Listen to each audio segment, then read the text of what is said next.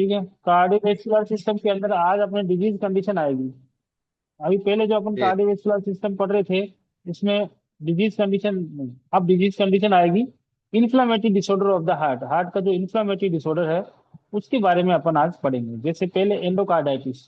Endocarditis नाम से पता चलता है, एंडोकार्डियम, हार्ट की तीन लेयर होती है, एंडोकार्डियम, मायोकार्डियम और पेरिकार्डियम, तीन लेयर मैंने बताई थी हार्ट की। तो एंडोकार्डाइटिस क्या है? इन्फ्लामेशन ऑफ द पेरिकार्डियम, जो बाहर की जो आउटर लेयर है हार्ट की, ठीक है, वो जो पेरिकार्डियम का लेयर है वो पेरिकार्डाइटिस है। Inflammation of the pericardium, inflammatory process thickening of the pericardium constrict the heart causing the compression. अब पेरिकार्डियम हार्ट को इन्फ्लामेशन होने की वजह से थिक हो जाएगी, मोटी हो जाएगी, ठीक है। वन इज थिक, डेट कॉन्स्ट्रिक्शन के अंदर उसको, कॉन्ट्रेक्शन के अंदर उसको हार्ट को जोर आएगा, दिक्कत आएगी, ठीक है। Inflammation of the pericardium layer is called the pericarditis, inflammation of the outer layer of the heart. इसके क्या क्या कारण हो सकते हैं? देखिए, वायरस हो सकता है, बैक्टीरियल हो सकता है, फंगस हो सकता है, टॉक्सोप्लाज्मोसिस इंफेक्शन के कारण भी ऐसा हो सकता है, यूरेमिया, न्यूओप्लाज्मा, ट्रोमा, किसी ट्रोमा की वजह से हो सकता है, ऑटो इम्यून भी हो सकता है, हाइपर सेंसिटिविटी रिएक्शन हो जाए, जैसे एंटीबॉडी एंटीजन रिएक्शन, एलर्जिक कोई रिएक्शन, उसकी वजह से भी हो सकता है। एक्यूट, दो तरह का पेरिकार्डाइटिस होता है, एक तो पेरिकार्डाइटिस होता है, एक तो एक्यूट पेरिकार्डाइटिस। ये किस टाइप का, दो टाइप के होते हैं पेरिकार्डाइटिस, एक एक्यूट और एक क्रोनिक। एक्यूट पेरिकार्डाइटिस में क्या होता है? May occur within the initial 48 to 72 hours after the MI. जब पेशेंट को एमआई होता है तो एमआई होने के 40 से 72 आवर्स के अंदर अंदर, जो 72 आवर्स के अंदर अंदर जो एमआई, वो जो पेरिकार्डाइटिस होता है उसको अपन बोलते हैं एक्यूट पेरिकार्डाइटिस, ठीक है।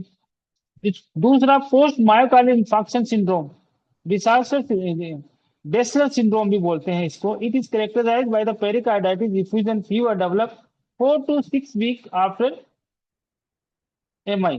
जो एमआई के 4 से 6 वीक के बाद में पेरिकार्डाइटिस होता है वो क्रोनिक पेरिकार्डाइटिस, या फिर बाद में post myocardial infarction syndrome, Dressler syndrome भी कहलाता है। तो ड्रेसलर सिंड्रोम किसको कहते हैं?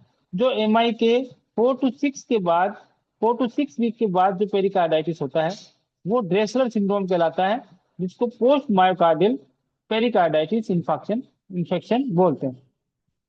उसके बाद क्लिनिकल मैनिफेस्टेशन क्या होंगे? पेरिकार्डाइटिस का क्लिनिकल मैनिफेस्टेशन क्या होगा? ये तो डेफिनेशन हो गई कि टाइप्स हो गए। अब आते हैं अपन क्लिनिकल मैनिफेस्टेशन में। क्लिनिकल मैनिफेस्टेशन में क्या होगा? सबसे इंपॉर्टेंट, लेफ्ट सब external crushing, squeezing radiated to the neck, जो left shoulder and back. Patient को पेन होगा किस साइड में? हार्ट की लेफ्ट साइड में। जो एमआई में पेन होता है ना, वैसा ही पेन होगा पेशेंट को पेरिकार्डिटिस कैसा? लेफ्ट लेफ्ट साइड में होगा, सब एक्सटर्नल क्रशिंग, ठीक, और स्क्वीजिंग, जैसे कोई दबा रहा हो, गला घोट रहा हो, उस टाइप का। पेन रेडिएटेड टू द, वो कहाँ जाएगा? नेक से, नेक पे जाएगा, फिर जो में आएगा, फिर स्केपुला में जाएगा पीछे, रेडिएटेड पेन होगा। Pain increase in the supine position and decrease relieved by sitting and leaning forward. जब वो पेशेंट सोया रहेगा, सिटिंग सुपाइन पोजीशन में रहेगा तो उसका पेन बढ़ जाएगा, लेकिन जैसे ही वो बैठेगा, ठीक है, लर्निंग फॉरवर्ड होगा, तो उस कंडीशन में उसका पेन क्या हो जाएगा? कम हो जाएगा। Pain intensity is increase during the respiration coughing supine position. Pain की जो इंटेंसिटी है वो इंक्रीज होगी जब वो सांस लेगा या फिर बाद में कफ करेगा, तो उस टाइम पे पेन की इंटेंसिटी इंक्रीज होगी।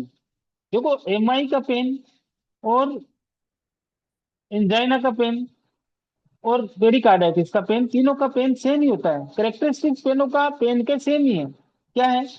लेफ्ट सब external crushing, squeezing, radiated pain. यही पेन एमआई में होता है, यही पेन एंजाइना में होता है। अब इनमें डिफरेंस क्या है? डिफरेंस ये है कि पेरिकार्डाइटिस का जो पेन होगा ना, उसकी इंटेंसिटी रेस्पिरेशन के साथ बढ़ती है, जबकि एंजाइना और एमआई में ऐसा नहीं होता। दूसरा, एंजाइना का जो पेन है वो एनटीजी के बाद रिलीव हो जाता है, और एमआई का पेन एनटीजी के बाद रिलीव नहीं होता, मॉर्फिन देना पड़ता है, ठीक है। तो ये पेन में करेक्टरिस्टिक्स में डिफरेंस है। बाकी तीनों का पेन की एक ही करेक्टरिस्टिक्स है, पेरिकार्डाइटिस, एंजाइना और एमआई का। कौन सा पेन? लेफ्ट सब external crushing squeezing pain radiated to the neck, जो लेफ्ट शोल्डर एंड बैक। उसके बाद पेरिकार्डाइटिस का क्या मैनेजमेंट करेंगे अपन पेरिकार्डाइटिस के? तो पेरिकार्डाइटिस के मैनेजमेंट में हाई फाउलर और सिटिंग, अब उसको सुपाइन पोजीशन में पेन हो रहा है, तो इस कंडीशन, इस तो अपन क्या करेंगे, पेशेंट को हाई फाउलर और सुपाइन अपराइट पोजीशन देंगे पेशेंट को। दूसरा ड्रग देंगे उसको analgesia, no NSAID, non steroidal anti inflammatory, corticosteroid देंगे, डायबिटिक्स देंगे।